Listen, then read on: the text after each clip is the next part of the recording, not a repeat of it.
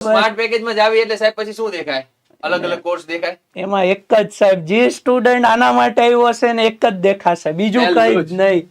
બરાબર. વનપાલ અને વનરક્ષક newly launch, new exam pattern મુજબ સ્માર્ટ કોર્સ જે છે નવો લોન્ચ થયેલો સ્માર્ટ કોર્સ તમને ત્યાં દેખાશે. ચાલો એની ડન ઉપર સાહેબ. ક્લિક કરી અને પછી તમે કોર્સ ખરીદશો. પણ કોર્સ ખરીદતા પહેલા સાહેબ આ લોકોના સવાલ શું હોય ખબર છે? હા હા, ઘણા બધા સવાલ હોય, જેમ કે સિલેબસ આધારિત છે કે નહીં કોર્સ. પેલું તો તો આ એ જે જ સિલેબસ વસ્તુ. જે છે ને પરીક્ષાના અભ્યાસક્રમ એને આધારિત જ કોર્સ છે હો ભાઈ. ઓકે, જીકે 25%, હા.